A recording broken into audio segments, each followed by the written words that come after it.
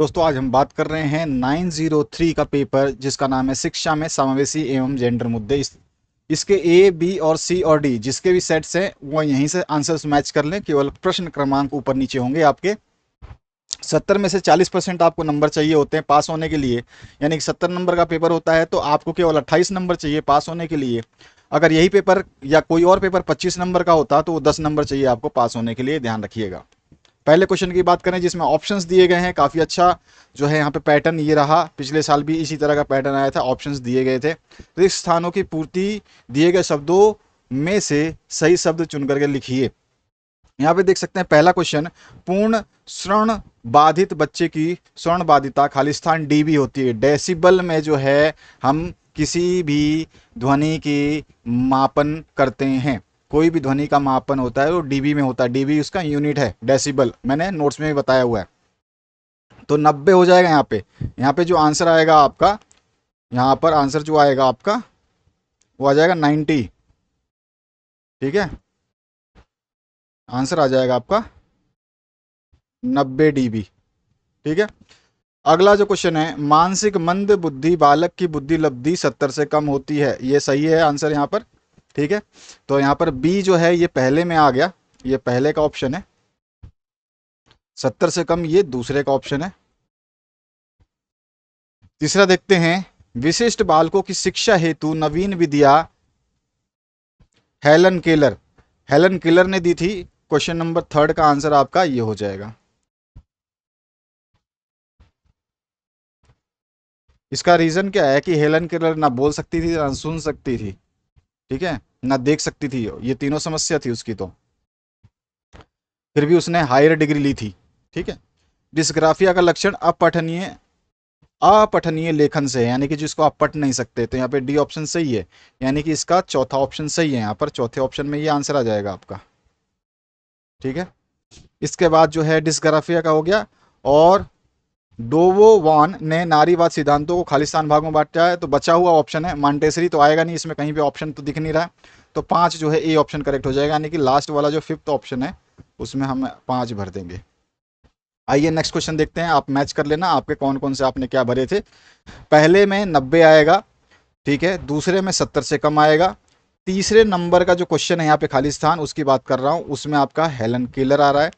चौथा नंबर जो क्वेश्चन है उसका खालिस्तान भरोगे अपठनीय लेखन आएगा। और पांचवें में 5 आ रहा है। चलिए देखते हैं अगले क्वेश्चन को। यहाँ पर भर सकते हैं, यहाँ पर बी ऑप्शन हो जाएगा। ठीक है, और आई क्यू जो है ये बिलो 70 होता है, तो यहाँ पे सी ऑप्शन हो जाता है आपका। यहाँ पर dash gave new educational method for special childs, तो यहाँ पे एफ नंबर आपका आ जाता है इसमें। सिम्टम्स ऑफ डिस्ग्राफिया क्या होता है, अनरीडेबल राइटिंग, डी ऑप्शन आ जाता है यहाँ पे। और ए ऑप्शन आ जाता है आपका यहाँ पर। चलिए, मौखिक संचार में भिन्न बालकों के प्रकार लिखिए। दो तरह के भिन्न बालक होते हैं, एक होता है आपका वाक क्षति युक्त और दूसरा भाषा विकलांग बालक। ठीक है, दूसरे क्वेश्चन की बात करते हैं। ब्रेल लिपि में कितने अक्षर और चिन्ह होते हैं? 64 अक्षर और चिन्ह होते हैं।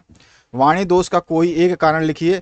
गलत उच्चारण का अनुसरण करते हैं तो वाणी दोष हो सकता है। तुतला रहे हो तो वाणी दोष हो सकता है। अनुवांशिकता यानी कि आपके पारिवारिक समस्या है, ये आपके गुणों में जीन्स में बसा हुआ है तो भी ये हो सकता है। इसके अलावा बहुत सारे हैं, मैंने तो ये 2-3 लिखे हैं।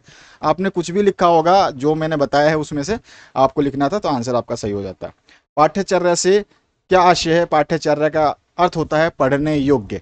अगर सिंपल शब्द में लिखोगे तो पढ़ने योग्य। बाकी डेफिनेशन एक मैंने दे दी है यहाँ पर।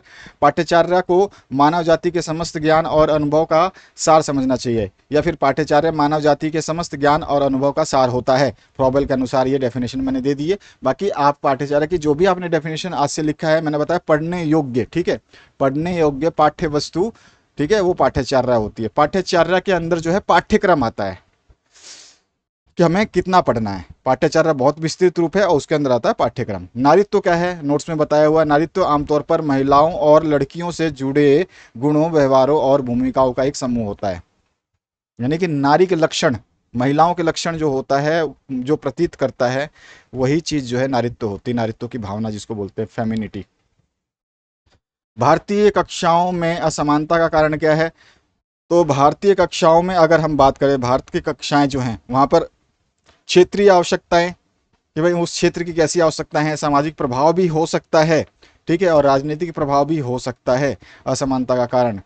क्योंकि यहाँ पर एक जो ऑप्शन है ना वो चूज करना बड़ा मुश्किल है कि राजनीतिक प्रभाव, देखो केवल राजनीतिक प्रभाव तो इफेक्ट करता नहीं है। आप देखते हो ज़्यादातर जो है राजनीतिक प्रभाव भारतीय कक्षाओं में असमानता का क्या कारण है कि भाई राजनेता के बच्चे ही पढ़ते हैं केवल, तो ऐसा तो है नहीं।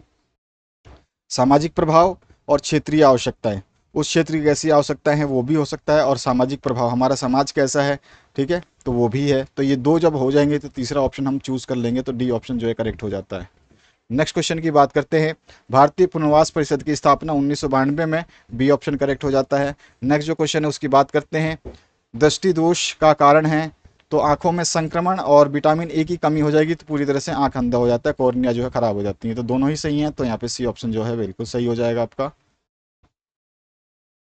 इसके बाद है पुरुषत्व का नकारात्मक पक्ष है, यानी पुरुष है तो उसका नकारात्मक पक्ष क्या है?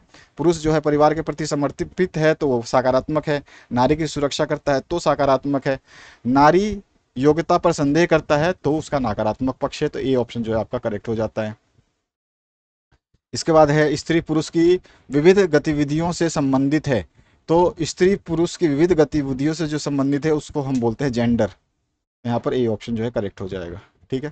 अब चलिए नेक्स्ट जो क्वेश्चन है उसकी बात कर लेते हैं, जो बड़े क्वेश्चन किस तरह के आए हैं। काफ़ी जो मैंने आपको नोट्स वाले वीडियो दिए हैं उससे पढ़ा होगा आपने या नोट्स से पढ़ा होगा, दोनों से बहुत सारे क्वेश्चंस आए हैं। गामक दिव्यांग बालक किसे कहते हैं?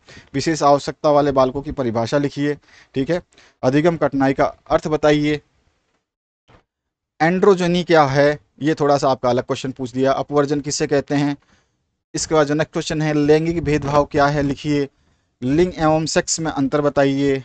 पितृसत्तात्मक व्यवस्था की विशेषताएं बताइए। अपवर्जन के नकारात्मक प्रभाव लिखिए। इसके बाद जो है लैंगिक भेदभाव दूर करने के उपाय बताइए। मानसिक मद बालकों की विशेषताएं बताइए। विशिष्ट बालकों की विशेषताएं बताइए। डिस्लेक्सिया के लक्षण लिखिए। गणितीय अक्षमता के कारण बताइए। दृष्टिबाधित बालकों की क्रियात्मक सीमाओं का वर्णन कीजिए। प्रतिभाशाली बालकों की शैक्षिक आवश्यकताएं बताइए। मैक्सिमम क्वेश्चन नोट्स में या जो नोट्स वाला वीडियो लेक्चर उसमें दिया हुआ है। विद्यालय में लैंगिक असमानता के कारणों पर संक्षिप्त टिप्पणी लिखिए। लिंग संवेदनशीलता एवं समानता में शिक्षा की महत्वपूर्ण भूमिका का वर्णन कीजिए। सामाजिक संरचना की विशेषताओं का वर्णन कीजिए और भारतीय समाज में बालिकाओं की समस्या का वर्णन कीजिए। यह भी क्वेश्चन करवाया हुआ है। विशिष्ट शिक्षा की समस्याओं पर प्रकाश डालिए और विशिष्ट शिक्षा एवं समावेशी शिक्षा में क्या अंतर होता है उसको आपको बताना है। नेक्स्ट जो क्वेश्चन है, पठन अयोग्यता के कारणों का वर्णन कीजिए। सारे करवाए हुए हैं, बहुत सारे क्वेश्चन यहाँ पे देख रहे हैं आप। दृष्टिबाधित बालकों के लिए अधिगम सामग्री का वर्णन कीजिए। पाठ्यचर्या के लैंगिक भेदभाव में सुधार के उपाय बताइए। लैंगिक असमानता की चुनौतियों से निपटने में पाठ्यचारी की भूमिका पर प्रकाश डालिए। अनुसूचित जाति, अनुसूचित जनजाति व पिछड़ी जाति वर्ग के बच्चों की शैक्षिक समस्याओं का वर्णन कीजिए। मतलब अनुसूचित जाति है या अनुसूचित जनजाति है और पिछड़ी जाति के वर्ग के जो बच्चे हैं उनकी शैक्षिक समस्याएं कैसी हैं उसी को आपको बताना है। और बालिका शिक्षा सुधार के उपायों का वर्णन कीजिए। ये भी क्वेश्चन आपको करवाया हुआ है। तो इस तरह का प्रश्न पत्र आया था। आपका पेपर अच्छा हुआ होगा। कमेंट कर सकते हैं कि आपके MCQ छोटे प्रश्नों में आपके कितने आंसर सही हुए हैं। Thank you very much. Have a good day. Play list आप यहाँ पे देख सकते हैं, प्ले लिस्ट आपके सामने आ रही है। इस प्लेलिस्ट में आपको आगे के जो आपके प्रश्न पत्र हैं उनके नोट्स मिल जाएंगे वीडियो के माध्यम से। अगर आप PDF नोट्स चाहते हैं तो उसके लिए संपर्क कर सकते हैं। वीडियो में सारे निर्देश दिए गए हैं।